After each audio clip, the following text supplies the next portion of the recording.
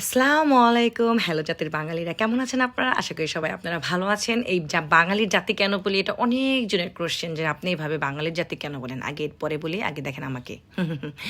আমি সেদিন যে গেছিলাম ডাক্তার দেখাইতে, আমি একটা ভিডিওতে বলছিলাম আমার অনেক জ্বরের কারণটা কি জানেন? আমার দাঁতের পাশে হাড় ঢুকে গেছিলো। কোরবানির গরুর গোশ খেতে গিয়ে হাড়টা ঢুকিয়ে ফেলছিলাম, সেটা বের করতে গিয়ে মানে সেটা ফুইলে আমার দাঁতের অবস্থা খুবই খারাপ ছিল। 8টা দিন আমি ভুগছি, আর সেই দাঁতের ব্যথায় আমার জ্বর আইসা পড়ছিল।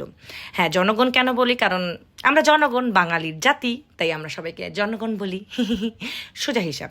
আর সেদিন চলে গেছিলাম আমাদের শ্রীনদী বাজার ভাবছিলাম যে আমি আমার দাঁতের ট্রিটমেন্ট করব, কিন্তু আফসোস সেখানের কোনো ডাক্তার আমার পছন্দ হয় নাই। এর জন্য আমাকে টাকার যাইতে হয়েছিল, টাকা খরচা করে। আর এইখানে এই ময়না পাখিটা কথা বলে, এই জন্য আপনাদের একটু দেখাইলাম ভিডিওটা। এই পোকা দেখে আমার ছেলে এত ভয় পাইছিল বলার আর বাহিরে। তো সেই দিনকে বললাম যে শ্রীনদী বাজার আমাদের এলাকার বাজারে গেছিলাম, সেদিন দুঃখজনক আমার ডাক্তার পাইনি। তো আমরা চটপটি খাইয়াটে আমরা বাড়িতে চলে গেছিলাম। তো আমি তো চটপটি নিই নেই, কিন্তু আমার জামাই অনেক জোর জবরদস্তি করে আমার একটু খাওয়াইছিল যে গরম গরম চটপটি খাও, দাঁতে ভালো লাগবে। কিন্তু ভাই, আমার ব্যথা তো আমিই জানি, হ্যাঁ রে, কেমনে বুঝামো? কেউ ব্যথাকে কেউ ফিল করতে পারে না, যে যতই আপন জন হোক না কেন, যার ব্যথা সেই বোঝে, তাই না আপুরা? আমার যে এত ব্যথা লাগছিল, ব্যাটারে কেমনে বুঝামো? সে আমার খালি চটপটি ঠেলতাছে যে খাও খাও খাও। তারপরে জামাইয়ের মন রক্ষা করতে গিয়ে কয়েক চামচ খাইছিলাম। এই যে দেখেন আমার অবস্থা বেহাল।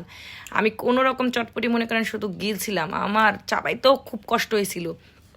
আপনাদের যদি দেখাইতে পারতাম, আমার একটা পাশ ফুইলা টোটালে আলু হয়ে গেছিল। তারপরে কি বাড়ি চলে গেছি, বাড়ি চলে যে তারপরের দিন আমি আমাদের টেকারহাট চলে গেছিলাম। সেই ভিডিওটা অতটা করতে পারিনি, কারণ সেই সময় আমার প্রচণ্ড জ্বর ছিল, জানেন না, প্রচণ্ড জ্বর। এই যে দেখেন কাঁঠাল, দেখেন, এটা কিন্তু পরের দিনের ভিডিও। আমার চাচিদের কাছে কি কাঁঠাল হয়েছে রে বাবা!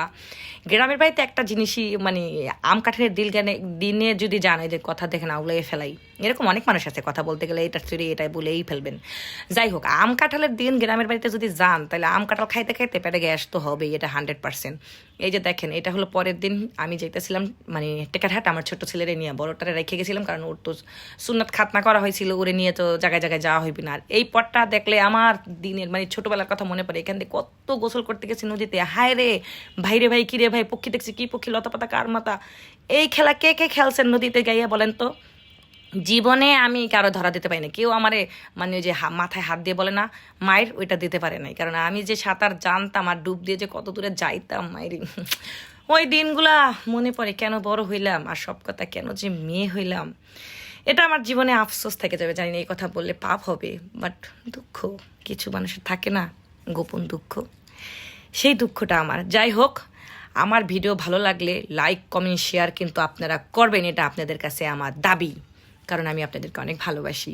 যারা বাজে কমেন্ট করেন তাদেরকেও ভালোবাসি, যারা ভালো কমেন্ট করেন তাদেরকেও ডাবল ভালোবাসি, যেটাকে বাংলায় বলা হয় ট্রু লাভ। যাই হোক, এই যে দেখেন আমার ছেলের বাতাস লাগতেছে, আর আমার কিন্তু সেদিন অনেক জ্বর ছিল।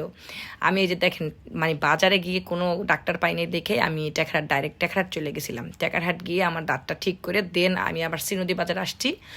তো সবাই ভালো থাকবেন, সুস্থ থাকবেন, আল্লাহ হাফেজ।